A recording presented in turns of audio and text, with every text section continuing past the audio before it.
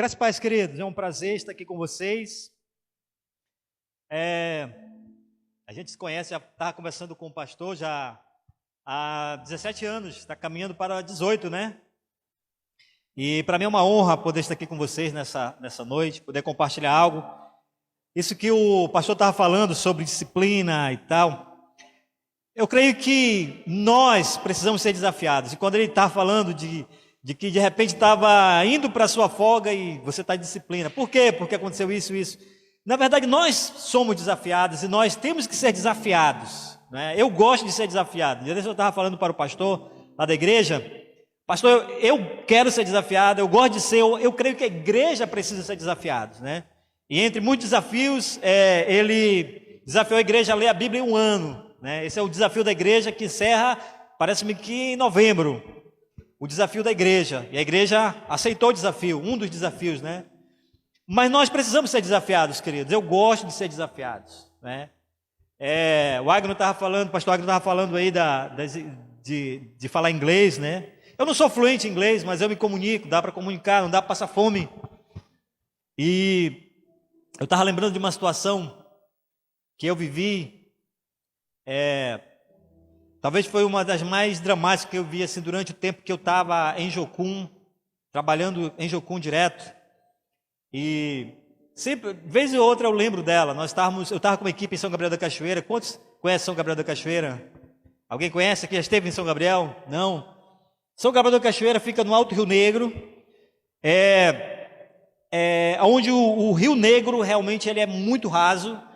Por isso que é das cachoeiras, porque na frente da cidade o rio é praticamente muito raso e tem muitas rochas submersas, então cria aquelas corrideiras, que chamam de corrideiras, né? O Porto de São Gabriel fica a 22 quilômetros, né? Rio abaixo, porque até ali o rio é transitável, é navegável, mas na cidade não é navegável, né? Só canoas, botes, etc. Eu estava com uma equipe de canadenses numa comunidade chamada Dão, que é um povo indígena, uma comunidade indígena com quem nós temos um relacionamento e nós estivemos apoiando por muito tempo. E eu vivi uma das aventuras assim, que na verdade no momento eu nem pude perceber o drama, embora eu tenha sentido um pouco. Depois que eu fui imaginar, eu fui avaliar o risco. E um dia, uma noite, ou final da tarde, a Lida chegou comigo, eram 8 moças e 2 rapazes nessa equipe. E ela chegou comigo e falou assim, uma das meninas está passando mal, preciso ir para o hospital com elas. E nós estávamos em frente, nessa comunidade, fica em frente de São Gabriel. E de repente, foi passando, eu procurei os líderes da comunidade e falaram, tem um rapaz aí que tem um bote, um rabeta, não lembro se era rabeta ou se era motor de polpa, não lembro agora, acho que era rabeta. E ele faz transporte, ele leva vocês no hospital, e já era 6 para as 7. Então eu reuni a líder e falei, perguntei para ele quantas pessoas cabem na canoa, mais ou menos 3 pessoas, 4 pessoas. E eu falei para ela, pode ir 3 pessoas. E de repente, quando nós começamos estávamos prontos para sair, ela aparece com acho que mais 5 pessoas. E eu perguntei para o rapaz, Cláudio, o nome dele, eles têm condições? Não, tá, tranquilo, dá para ir. Nós entramos na canoa. Então ele começou a arrumar no rumo da cidade. Isso já devia ser umas 7h30 mais ou menos da noite. Agora, Rio Negro, já diz o nome, negro. A noite estava absolutamente escura. E a gente só conseguia enxergar a luz da cidade. E imagina, por isso que eu disse que eu não avaliei bem o que estava acontecendo no momento. Nós tocamos. Então eu vi que aquela canoa ficou, aquele bote, eu não lembro o que era exatamente, mas ficou muito, muito, muito carregado. Mas como ele me garantiu, o rapaz me garantiu que a gente podia seguir, tudo bem, seguimos. Quando chegou mais ou menos, você lembra que eu falei, corrideiras, né? Um rio muito forte. E em frente à cidade existe uma ilha, uma pequena ilha onde há uma casa. O pessoal dizia que era de uma juíza, de uma pessoa rica lá, construiu essa casa. Mas em volta é uma rocha, na verdade, né? Não uma ilha, é uma rocha. E a água do Rio Negro passa ali muito forte, muito forte. Então cria que eles chamam de redemoinho assim em volta, né? E de repente eu me deparei, nós andando, navegando em frente daquela rocha, e eu já comecei a ficar nervoso, porque imagina, tinha acho que 4 meninas, moças lá, e de repente o rapaz que estava levando a gente, olha, fala para mim assim: pastor, o senhor sabe nadar? Eu falei: sei nadar. Aí eu já fiquei mais nervoso e mais apreensivo.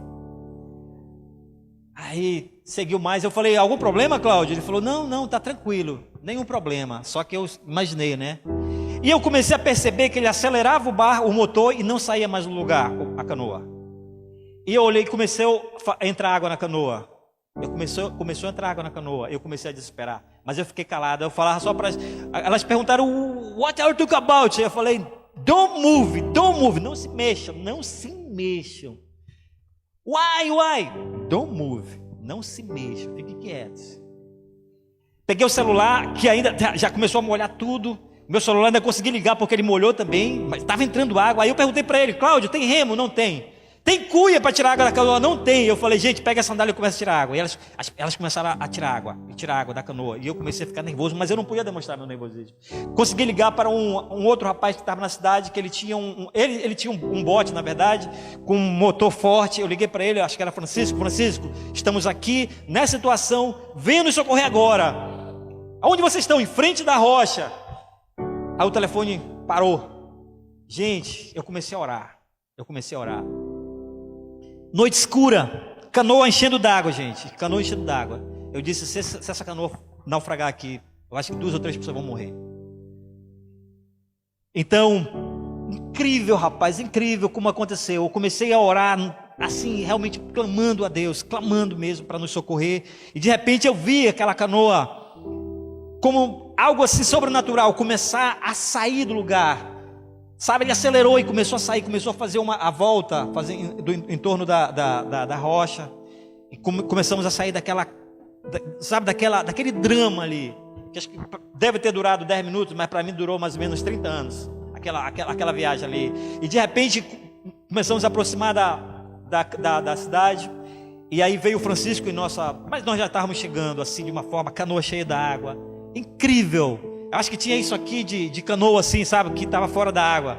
Nós conseguimos, sabe, nervoso, eu não falei nada para ninguém. Aí passou, fomos para o hospital, já dormimos na cidade mesmo, não voltamos mais, voltamos só no outro dia. Aí depois eu fui pensar na responsabilidade. Eu fiquei pensando: imagina se essa canoa, ela naufraga. Imagina se uma dessas pessoas morre. Imagina lá em São Gabriel, para vir para Manaus, para ir para o Canadá. Quantas pessoas serão responsabilizadas? Como eu seria responsabilizado? Eu comecei a pensar e o quanto Deus tinha sido maravilhoso naquela noite e tinha nos socorrido. Quando você for em São Gabriel da Cachoeira, você vai lembrar dessa aventura que eu estou te contando. Eu poderia te contar algumas outras, mas eu estava lembrando disso e de saber assim que às vezes nós somos desafiados. O Senhor nos desafia, né? Então assim, o pastor Agno falando sobre isso. E eu não vou me prolongar nessa noite, pelo menos espero que não. Eu gosto de compartilhar algo rápido, né? Porque normalmente, se não for boa palavra, pelo menos vão dizer: mas ele prega rápido, então tá bom, tá tranquilo, né? Então, gente, assim foram muitas situações que nós vivemos e que nós somos desafiados a viver. Eu estava lembrando acho que é Jim Elliot. Eu lembro do sobrenome, mas não lembro do primeiro nome, mas eu acho que é Jim Elliot. Você procura no YouTube, tem um filme dele, tem uma animação dele. Ele foi um missionário, ele foi contemporâneo e foi colega de seminário de Russell Shedd. Quando eles terminaram, Russell Shedd veio para o Brasil, ele foi para, acho que é Equador, trabalhar com uma tribo indígena. E ele morreu no campo missionário. Ele foi trabalhar com os indígenas, que eram absolutamente selvagens, e ele e a equipe dele foram mortos por esses índios. A história dele é fascinante. Ele é um jovem de 20 e poucos anos, 27 anos. E quando a igreja dele escreve, ele começa a escrever para a igreja as situações que ele estava vivendo lá na tribo. Não na tribo, na verdade, em torno, próximo, porque ele não conseguia ter acesso à tribo. E ele recebeu várias cartas, vários comunicados da igreja dele dizendo: volta para a igreja, para a Inglaterra, venha ser professor do seminário, da faculdade, você vai ganhar bem, você vai ter estabilidade. E ele escrevendo, ele sempre refutava esse convite, mas no final teve uma carta que ele escreveu. Que ele escreveu uma carta que para mim, uma frase que para mim, sempre lembro dessa frase que tem sido para mim uma bússola. Ele disse assim: viva a sua vida de tal forma que quando chegue a hora de você morrer, só lhe reste morrer. Viva de tal forma que quando chegue a hora de você morrer, só lhe reste morrer. Ele encerra a carta dele falando isso. Por que ele falou isso? Porque é um desafio, é um confronto para nós, às vezes para a nossa zona de conforto, né? Eu não sei se você já viu pessoas que quando vão morrer tem que pedir perdão de não sei o que, eu queria ter feito isso, eu queria ter feito aquilo, não sei o que, e está na hora da morte querendo fazer isso. Mas ele falava isso. E quando ele morreu, que ele foi morto pela tribo, de uma forma assim inexplicável, né? Ele estava no avião, começaram a se aproximar da tribo. E eles começaram a jogar espelho, jogar roupa e tal, e eles começaram a perceber uma certa amizade, um certo retorno dos indígenas. Até que um dia eles pousaram o avião, acho que era um hidroavião, se aproximaram da tribo, e eles foram mortos pelos índios. Por esses indígenas, nessa oportunidade, receberam flechadas e foram mortos. E o filho dele, depois, se tornou missionário e voltou a essa tribo. E ele ganhou essa tribo para Jesus. 80% da tribo se converteu com o filho dele. Com o filho dele, uma equipe. E sabe de uma coisa? Quando ele foi batizar algumas pessoas, anciãos da tribo, quando ele foi batizar um ancião, está no livro, tá? Conta essa história. Esse ancião pede perdão dele. Disse que queria pedir perdão dele. E ele fala: por que você quer pedir perdão? Ele diz: porque eu fui um dos assassinos do teu pai. Que tremendo isso, gente. Agora, o mais fascinante, talvez o mais fascinante, não sei, depende de como você vai ver. Quando eles foram mortos no avião, eles tinham armas de fogo. Eles podiam ter reagido e matado os indígenas. Sabe o que ele falou? Se nós matarmos eles, se nós atirarmos contra eles, será uma oportunidade que nós nunca mais teremos de evangelizá-los. Eles entregaram, eles sacrificaram a vida deles para que uma outra geração pudesse ter acesso àquela tribo e trabalhar com eles. Aí você entende por que ele disse: viva de tal forma que quando chegue a hora de morrer, só lhe reste morrer. Ele tinha consciência daquilo que ele falava. Ele tinha convicção daquilo que ele falava. Irmãos, por isso que eu disse que nós precisamos ser desafiados. Porque esse é o primeiro ponto que eu queria compartilhar com os irmãos. Eu queria ler apenas um versículo. Aliás, 2 versículos. Eu queria ler com vocês.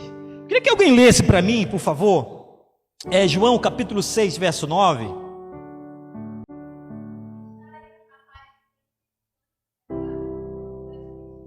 Beleza? Agora Lucas 9, 23. Diz assim: dizia a todos: se alguém quer vir após mim, a si mesmo se negue, dia a dia tome a sua cruz e siga-me. Queridos, eu queria falar um pouco sobre isso, que nós somos chamados a viver essa contracultura. Nós somos chamados a viver a contracultura. O evangelho é caminhar em via oposta. Normalmente, a multidão que segue o fluxo é porque aquele caminho é fácil. Está lá a multidão indo, seguindo o fluxo que é fácil.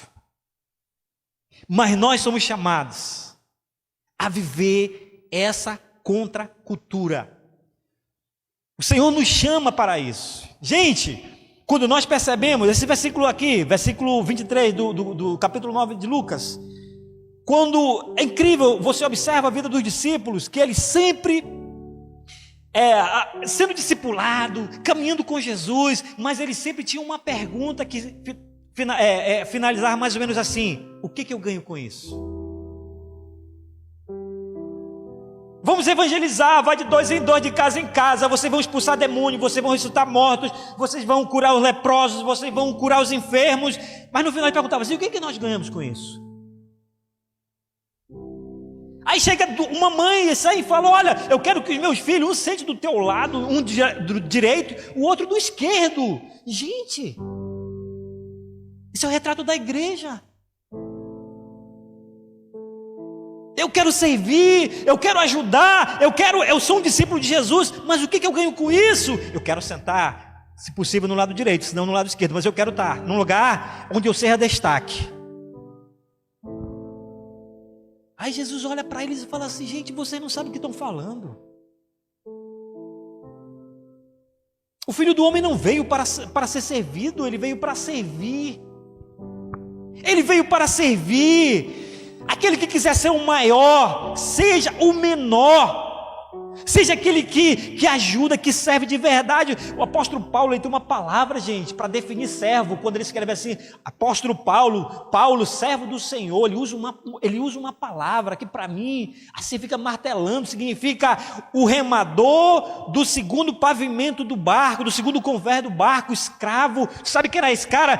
Era aquele que era amarrado e ele ficava remando, sincronizado com os outros ali, de um lado e de outro, aqueles galeões, né? Remando. Ele estava acorrentado. Se aquele barco sofresse um acidente, se aquele barco fosse atacado, primeiro que ia morrer, quem era o comandante? Não, era aquele escravo que estava algemado. O apóstolo Paulo, quando ele se refere a servo, ele usa esse termo: eu sou o remador do segundo convés. Gente, apóstolo Paulo, intérprete da mente de Cristo. Apóstolo Paulo, intérprete da mente de Cristo. Os discípulos caminharam com Jesus, os discípulos ouviram muita coisa, mas o apóstolo Paulo teve o privilégio de interpretar a mente de Cristo. Não é à toa que ele disse que nós temos a mente de Cristo. Então, nós somos chamados, irmãos, a servir de verdade. Culto de missões significa servir. Gente, sabe qual é a igreja que mais cresce? É a igreja missionária. Acredite. É a igreja que oferta, é a igreja que ora, é a igreja que está envolvida realmente com o campo missionário. Nós somos desafiados, irmãos, a, hoje em dia, muito mais do que nunca, conhecer história, conhecer geopolítica, conhecer as nações. Eu quero desafiar vocês, jovens, a se envolver realmente com uma nação, aprender uma língua nova, 1, 2, 3, buscar uma formação em que você possa sair e alcançar outras nações. Você sabe hoje qual é o missionário com a maior desenvoltura nos campos missionários, onde realmente o evangelho é proibido, como o Oriente Médio, entre outros, embora eu acho que no Brasil daqui a pouco vai ser também, mas nesses lugares, sabe quais são? São chamados hoje, muitos pastores não gostam disso, mas são os missionários chamados bivocacionados. São aqueles que podem entrar numa nação como advogado não, como engenheiro, como médico, como enfermeiro, alguém que tenha uma formação assim. Eu vi a história de uma pessoa que ela formou engenharia, mas ela queria servir ao Senhor, e ela foi para uma nação, ela foi servir uma grande companhia, mas ela não perdeu o foco, porque ela sabia que o chamado dela era para evangelizar, para conquistar aquela nação. Ela era engenheiro de uma empresa grande, mas continuava focada no objetivo dela. Então hoje, eu tenho um amigo que ele para ir para a Índia, ele fez curso acredite ou não, fez um curso profissionalizante, foi para a Inglaterra fazer um curso de técnico de futebol. De eu perguntei para ele: mas você é técnico? Ele disse: eu sou técnico de futebol formado na Inglaterra. Se eu quiser treinar qualquer time, em qualquer lugar, eu posso. Eu tenho essa certificação. Ele queria ir para a Índia, ele foi para a Índia, na verdade. Então assim, nós somos chamados, irmãos, a servir como realmente servos. Eu fico assim impressionado quando eu vejo alguém, sabe, querendo um lugar de destaque. Queridos, nós fomos chamados, se nós queremos servir, nós temos que abrir mão, nós temos que saber o que é realmente carregar a nossa cruz. Então, nós somos chamados a essa contracultura. Eu tenho muitos amigos, irmãos, que são pastores, que são missionários, na verdade, meus grandes amigos. São pessoas assim que, quando eu converso com eles, eu me sinto desafiado, sabe, porque estão investindo em missões, estão doando seu tempo em missões. Pode ser empresário. O pastor Água, eu conheci ele, depois eu vou falar o nome dele, mas eu conheci ele, irmãos, como pedreiro.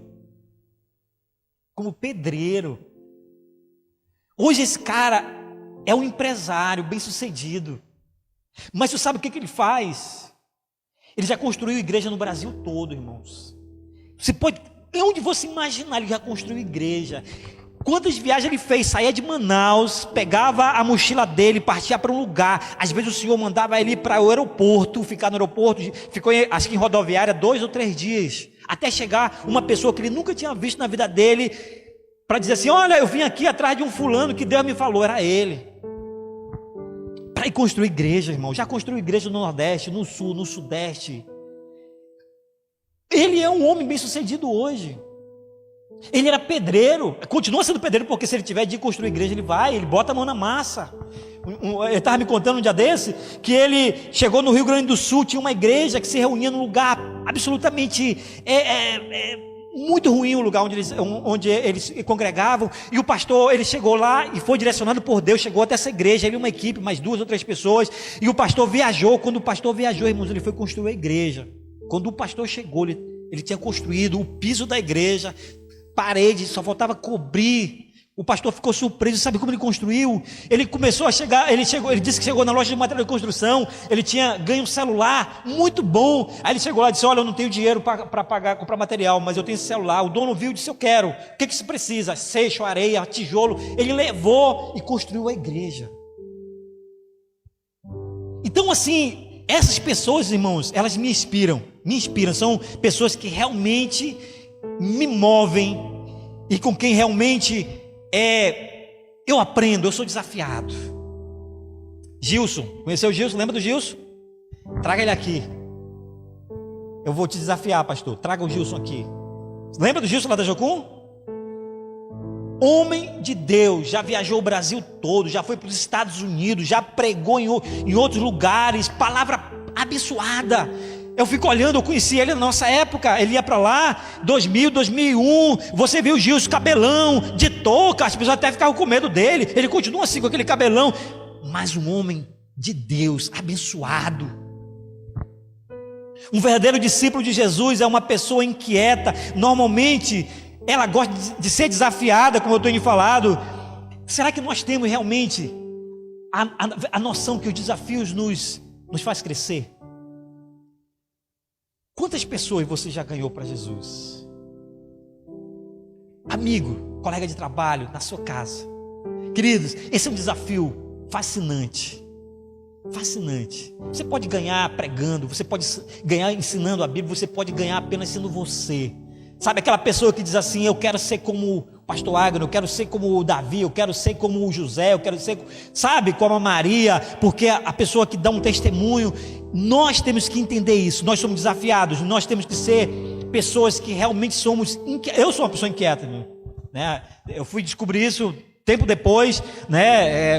Quando eu viajava assim para o campo missionário, eu não conseguia parar, as pessoas, né, ficavam dizendo: tu não para, tu não se quieta, não sei o que, eu estou sempre buscando algo. Depois que eu casei, então, irmãos, aí pronto, né? Aí eu ouvi isso da minha esposa direto. Só que eu não me achava isso.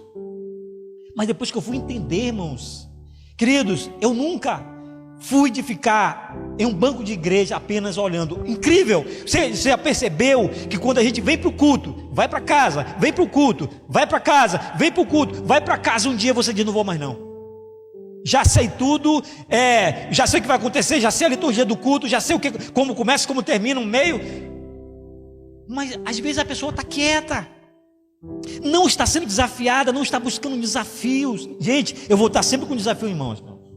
Um dia que você me encontrar, você vai ver: estou com desafio, porque é isso que me faz crescer, é isso que me aproxima de Deus, é isso que realmente sabe, vem para me confrontar muitas vezes. O verdadeiro discípulo de Jesus entende o que é uma renúncia. Queridos, se nós não entendemos o que é renunciar, nós precisamos realmente nos aproximar de Deus com o coração absolutamente contrito, quebrantado. Abrir mão daquilo que eu sou. Abrir mão daquilo que eu sou. Na Jocum aprendi muito sobre o que é renunciar. Aprendi muito. Mas Jocum apenas foi uma escola. Porque quando eu casei, eu fui aprender o que é renúncia, um pouco mais. Mas teve um outro estágio, quando eu me tornei pai. Aí eu entendi absolutamente o que é renunciar. Um relacionamento, estou falando de matrimônio, a renúncia é um dos pilares. É quando você abre mão do seu direito. Às vezes você está cheio de razão, mas se você quiser aquela sua razão, você vai começar uma briga. E muitas vezes quando você renuncia, lá na frente você percebe o quanto foi abençoador para o teu relacionamento.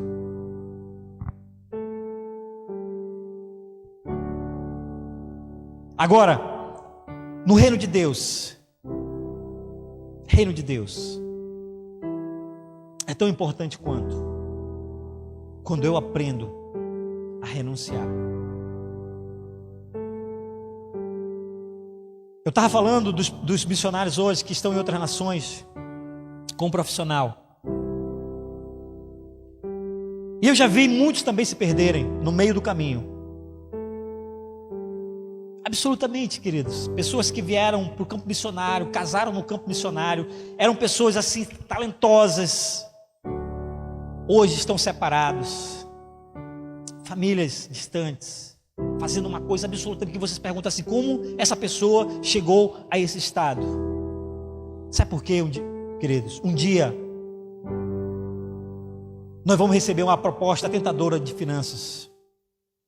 É um dos F's, 3 F no desafio, mas a finança. Um dia nós vamos receber uma proposta tentadora de finanças para te colocar exatamente assim: será? Um dia você vai receber uma proposta sobre relacionamento com o sexo oposto. Eu me lembro, eu era solteiro. Eu nunca contei, acho que pouquíssimas pessoas sabem disso. Até porque é uma coisa que é um pouco delicada. Mas dentro de um avião, queridos, eu era solteiro. Eu estava servindo em Jocum. Eu estava voltando de uma viagem, o avião parou em Brasília. Entrou uma mulher nesse avião, o avião estava vazio, pouca gente. Essa mulher veio, sentou do meu lado e me fez uma proposta literalmente indecente, dentro do avião. Uma pessoa que eu nunca vi na minha vida. Você sabe, parar para pensar assim, só pode ser o capeta mesmo. Não pode. Não pode ser outra pessoa, não pode, gente. Não pode alguém entrar no avião, se dirigir a você e fazer uma proposta. Eu estava lá pensando nisso, eu estava focado, estava voltando de uma viagem abençoada, queria chegar em Manaus, queria chegar em casa. Claro que, que eu me esquivei. Depois eu fiquei pensando, gente, como é fácil a gente desviar do caminho, como é fácil a gente perder a visão. Tem uma música que a gente canta muito na Jocum, cantava muito na Jocum. Eu tenho cantado com meu filho agora, de vez em quando ele pede para eu cantar. Papai, canta aí, não deixa a visão morrer. Eu ensino para ele em português e inglês, ele está amando, e de vez em quando ele me pede, canta, não deixa a visão morrer, que fala exatamente assim: não deixe a visão morrer, acende o fogo em mim. Querido, nós temos que clamar por isso todos os dias, porque vai haver uma proposta financeira de sexo oposto, vai haver uma proposta tentadora para tirar do foco, para tirar do centro da vontade de Deus, para tirar da igreja, para tirar da onde você está. Eu olho para a minha vida, irmãos, eu já vi algumas gerações passarem, tá? Já não sou menino. E às vezes eu encontro pessoas assim da minha juventude de igreja, a pessoa absolutamente longe de Deus. E eu fico muito feliz quando eu encontro pastores, pastor Agno lá, de 15 anos, 17 anos atrás, entre outros pastores pessoas que eram jovens, hoje são pastores de igreja. Eu fico feliz, eu louvo a Deus por isso. Quando eu encontro alguém que perdeu o foco há 10 anos atrás, há 15 anos atrás, uma vida absolutamente longe do Senhor. Por quê? Porque um dia nós vamos receber uma proposta, irmãos, para nos tirar do centro da vontade de Deus. E se nós não entendemos o que é renunciar à nossa própria vontade, o nosso próprio desejo, sabe, as nossas aspirações em relação àquilo que realmente o Senhor quer para nós, nós iremos nos perder. Então eu quero desafiar você, jovem. Não sei o que você está buscando para a sua vida, mas pensa assim: talvez você nunca use isso. Aprenda um idioma novo.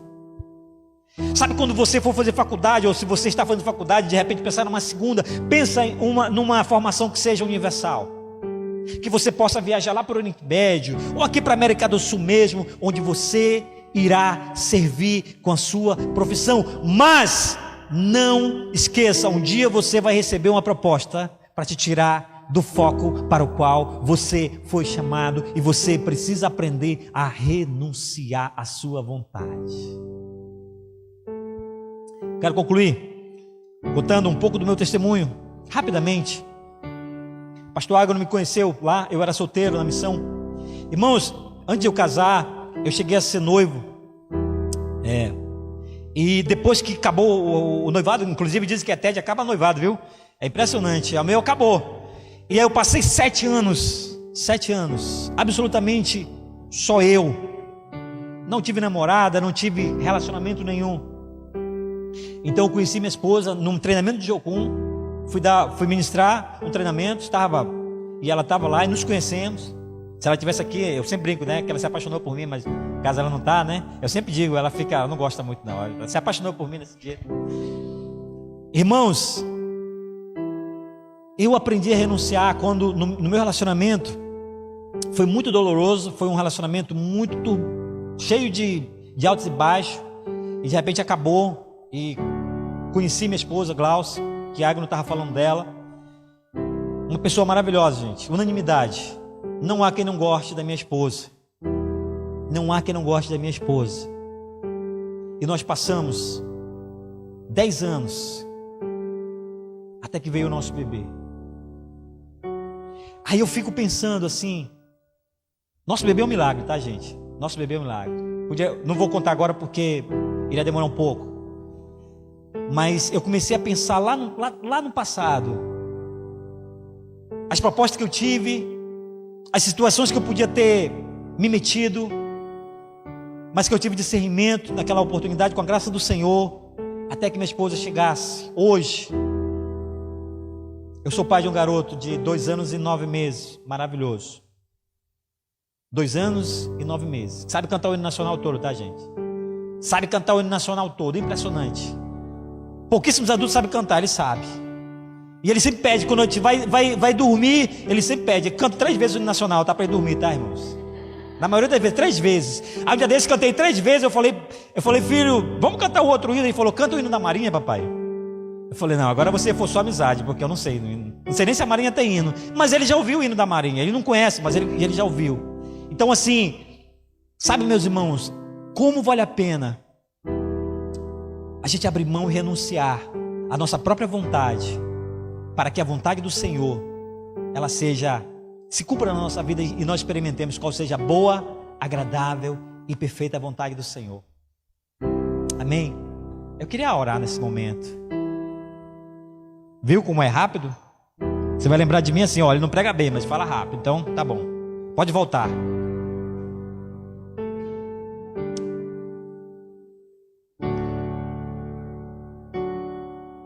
Eu queria te desafiar a conhecer a história do Jim Elliot. Eu acho que é Jim Elliot, irmão. Se eu esqueci o primeiro nome, porque eu conheço alguns nomes, aí eu vou confundindo, tá? Mas busca Elliot, missionário entre os índios, morto pelos índios. Você vai ver a história. Gente, essa história é fascinante. Queria te desafiar.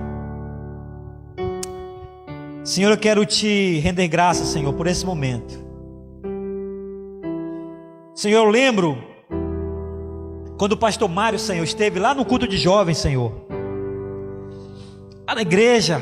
Eu não sabia o que era missões, e ele chegou lá falando de intercessão, chegou lá falando, Senhor, de que tinha viajado para a América, Senhor, e tinha estado intercedendo pela América, Senhor. Depois ele viajou, mas eu lembro exatamente daquele dia, Senhor, do desafio que ele fez, Pai, para que nós tivéssemos uma vida de buscar a Tua face, Senhor, de buscar a Tua vontade, Pai.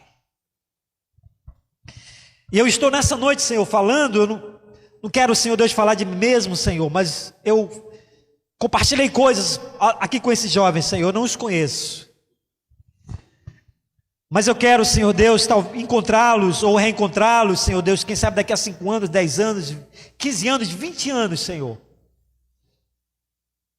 E eles estarem firmes firmes no propósito de te servir, Senhor. Servindo a Deus com realmente coração absolutamente inclinado, Senhor. Porque te amam e querem a tua presença e querem que outras pessoas também te conheçam, Senhor. Eu oro nessa noite para que cada um dos meus irmãos, Senhor, possa ganhar, discipular alguém da sua família, um amigo da faculdade, um amigo do trabalho, um vizinho, Senhor, até um desconhecido, Senhor, que eles possam ter, ó Deus, essa palavra rema, que possam, Senhor Deus, ministrar, ou com palavra, ou com oração, ou com procedimento, ó Deus, para que as pessoas possam conhecer o Senhor de verdade. Ó Deus, eu oro nessa noite, em nome do Pai, e do Filho, e do Espírito Santo. Amém. Amém. Queridos, Deus te abençoe grandemente. Muito obrigado pela oportunidade. Deus abençoe.